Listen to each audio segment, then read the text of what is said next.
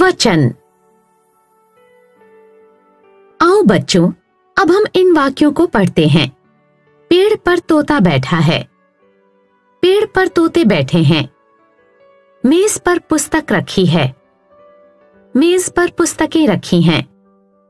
यहां पर दिखाए गए वाक्यों में क वर्ग के वाक्यों में आए तोता और पुस्तक शब्द से एक संख्या का बोध हो रहा है, तथा ख वर्ग में आए तोते और पुस्तकें शब्द से उनकी अनेक संख्याओं का बोध हो रहा है।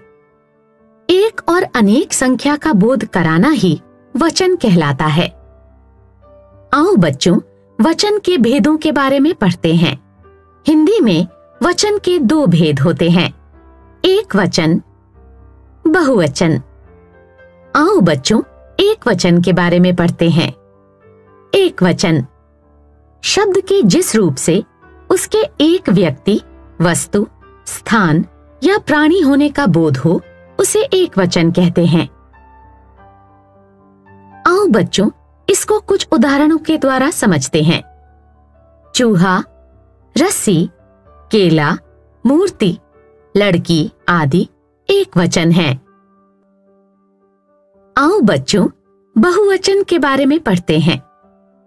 बहुवचन शब्द के जिस रूप से उसके एक से अधिक होने का बोध हो, उसे बहुवचन कहते हैं।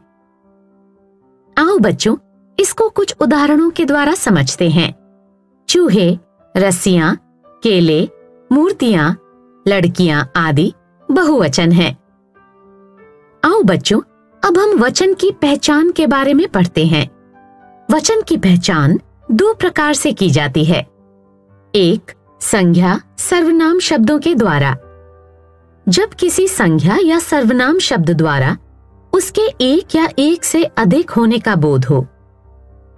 आओ बच्चों, इसको कुछ उदाहरणों के द्वारा समझते हैं। बच्चा खेल रहा है।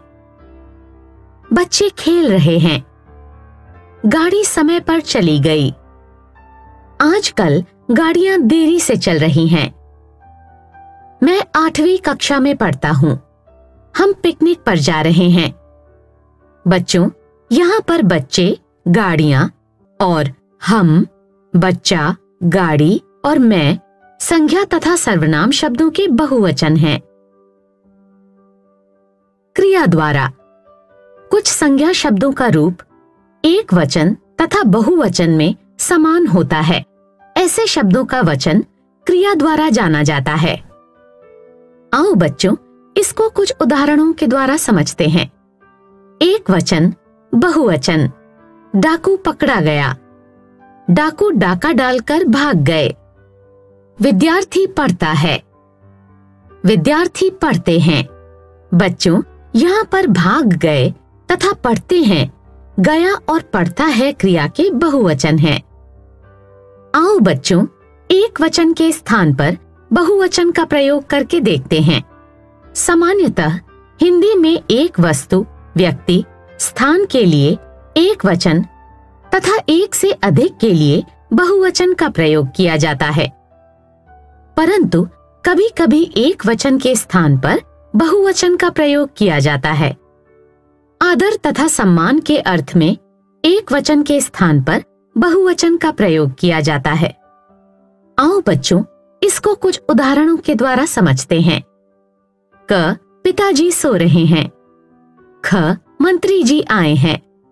ग, प्रेमचंद एक महान लेखक थे।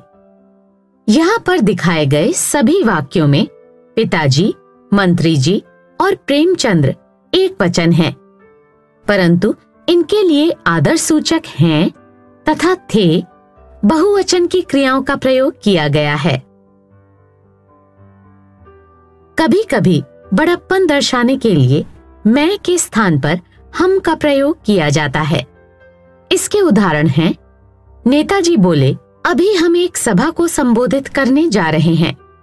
अपनी बराबरी वालों अथवा अपने से बड़ों के प्रति सम्मान प्रकट करने के लिए भी एक वचन के स्थान पर बहुवचन का प्रयोग किया जाता है।